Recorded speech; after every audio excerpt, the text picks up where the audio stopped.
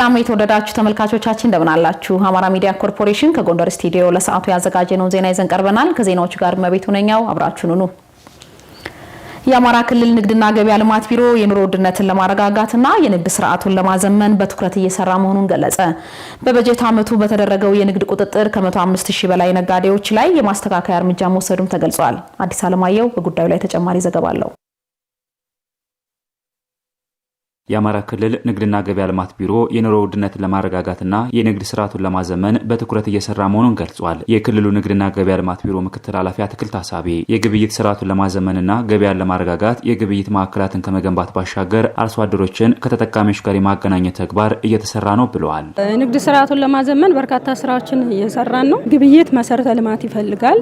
ከሚፈልጋቸው መሰረተ ልማቶች በርካታ ቢሆኑም አንደኛውና በሰፊው እየሰራንበት ያለው የገበያ መሰረተ ልማት ግንባታ ነው። ሁሉም የክልሉ ሪጂኦፖሊታን ከተሞች ላይ ሁለተኛ ደረጃ የዘመናዊ ገበያ ማዕከል ግንባታዎች ተገንብተው ለህዝብ አገልግሎት ክፍት ሆነዋል። አርሶ አደሮች ምርታቸውን ለሸማቹ ወይም ለከተማው ማህበረሰብ የሚያቀርቡበት ፕላትፎርም እንዲመቻች እያደረግን ነው። አምራቾች ከተለመደው የቅዳሜ ገበያ ባሻገር በሳምንት 7 ቀን ለተጠቃሚዎች የሚያቀርቡበትን ምቹ ሁኔታ ለመፍጠር እየተሰራ መሆኑን የነገሩን ደግሞ የማዕከላዊ ጎንደር ዞን ንግድና ገበያ ልማት መምሪያ ኃላፊ ዳንኤል ወርቁ ናቸው። በ2019 በጀት ዓመት በዞኑ ባሉ 3 ከተሞች የገበያ ማዕከላት ለመገንባት ዝግጅት መጠናቀቁን አንስተዋል። በ2019 የሚሰሩ ወደ 3 ከተሞች ላይ ትልልቅ የገበያ ማዕከላት ለመስራት ካርታ ርክክብ ተደርጎ ያለቀበት ሁኔታ ነው ያለው።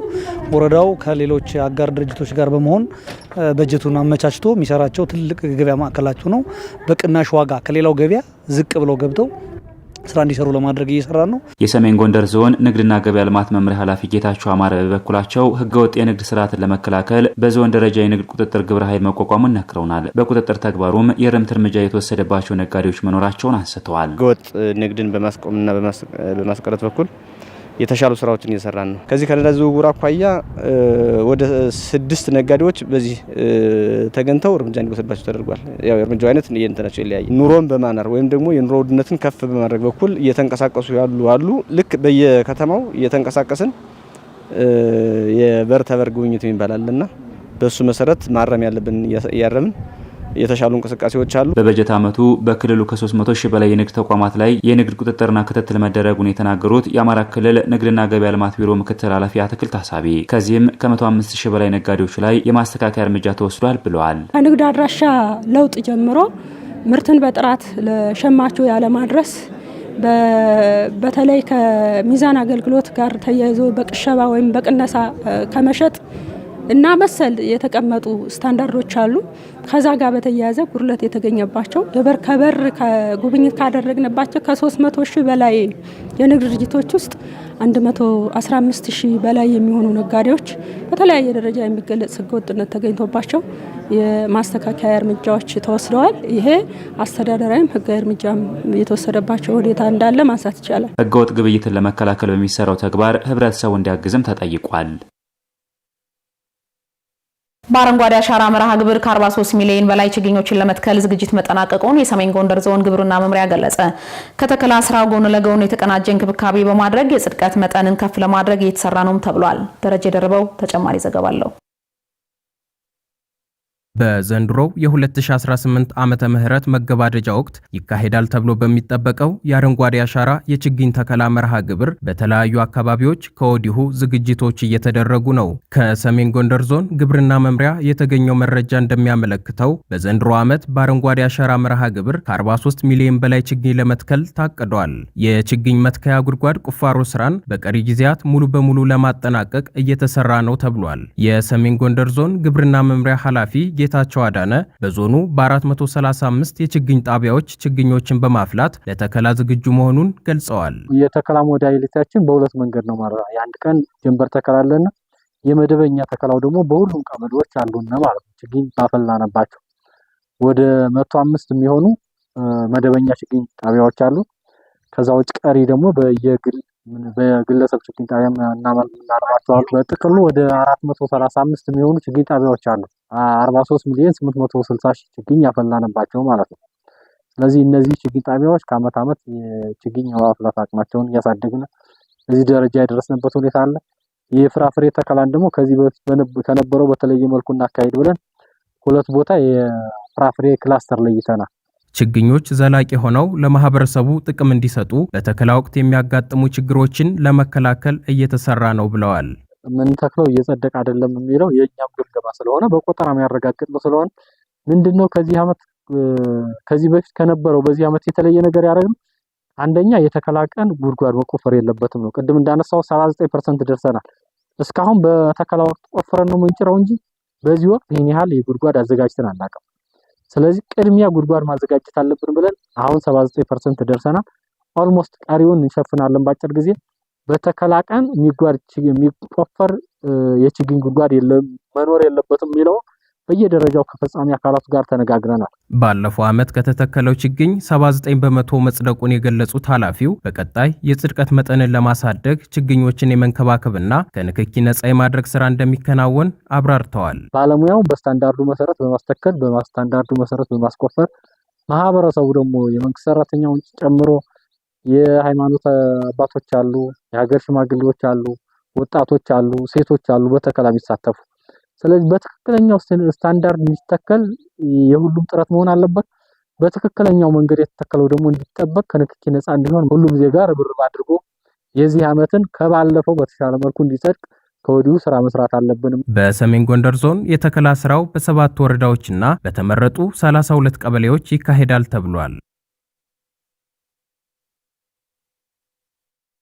በክረምት በጎ ፍቃድ አገልግሎት ከበጎ ፍቃደኞቹ ለህሙማን አገልግሎት የሚሰጥ ደም ለመሰብሰብ ታቅደው እየተሰራ መሆኑን የወገራ ወረዳ ጤና ጥበቃ ጽሕፈት ቤት አስታወቀ። የማህበራዊ በጎ ፍቃድ አገልግሎቱ የሁሉንም ዜጋ ተሳትፎ የሚጠይቅ መሆኑም ተገልጿል። ዝርዝሩን ከደስታ ካሳ።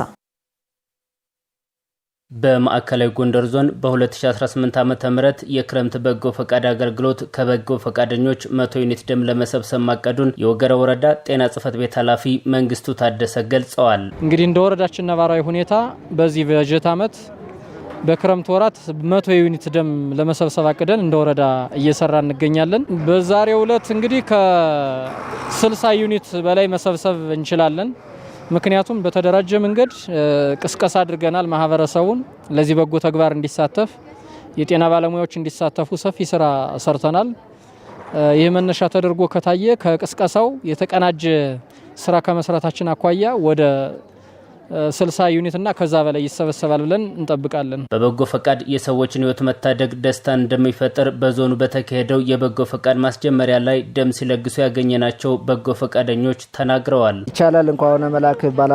ያው አንድም እናት በደም እጥረት መሞት የለባትም የሚለው መፈክር መር በማድረግ በበጎ ፈቃድ ተሰማርቼ ያው በየአመቱ ደም በመለገስ ላይ የሚገኝ ሰው ነኝ። በደም እጥረት ሰዎችን ከሞት መታደግ ከዚህ በላይ የበለጠ ነገር የለም ስለማምን እኔ በመልካም ነገር ነው ማየው። በጣም ደስተኛ ነኝ፣ ደስ ይለኛል። ሰዎችን ማገዝና መርዳት በዚህ አግባብ መልካም ስለሆነ ማንኛውም ሰው ደሙን አስለክቶ ግንዛቤ ውስጥ በማስገባት በዚህ ጉዳይ ቢተባበርና በበጎ ፍቃድ ቢሰማራ እጅግ በጣም መልካም ስለሆነ ሌሎች በዚህ ቢተባበሩ ታላቅ መልእክትና ምክር አለኝ። ስሜ እስከዳራምባው ይባላል። በጎ ፍቃደኛ ነኝ። በዚህ አጋጣሚ ያው ለመጀመሪያ ጊዜ ነው አሁን የምሰጠው። ለወገን ደራሽ ወገን ነውና ደም በመለገስ ደስተኛ ነኝ። በዞኑ በተካሄደው በጎ ፈቃድ ማስጀመሪያ ላይ ደም የለገሱ የዞኑ የስራ ኃላፊዎች የማህበራዊ በጎ ፈቃድ አገልግሎቱ የሁሉንም ዜጋ ድጋፍ የሚሻ መሆኑን አንስተዋል። አለምሮ አበራባላሉ የማዕከላዊ ጎንደር ዞን ምክትል አስተዳዳሪ ነኝ። የማህበራዊ በጎ ፈቃድ አገልግሎት ቤት በመስራት አልባሳት በማልበስ በሌሎች ማህበራዊ ኩነቶች ብቻ ሳይሆን ሙሉ የሚሆነው ህይወትን የሚተካውን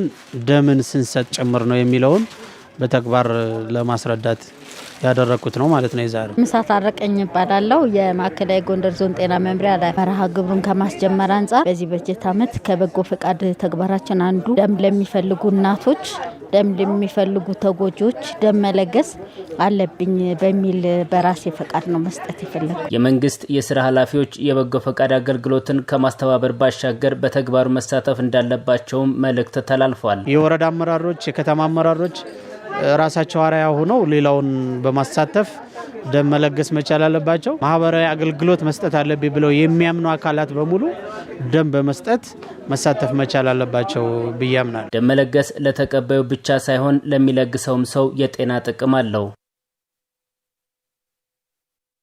የተከበራችሁ ተመልካቾቻችን ጊዜያችሁን ሰጣችሁ ከኛ ጋር ስላሳለፋችሁ ከልብ ያመሰግነን። ከአማራ ሚዲያ ኮርፖሬሽን ጎንደር ስቱዲዮ ለሰዓቱ ያዘጋጀነው ዜና እስካሁኖችን ይመስል ነበር። ከዜናዎቹ ጋር መቤቱ ነኝ አብሬያችሁ ቆይታ አደረኩ። ወደ ዋናው ስቱዲዮን መልሳችሁ ጤና ይስጥልኝ።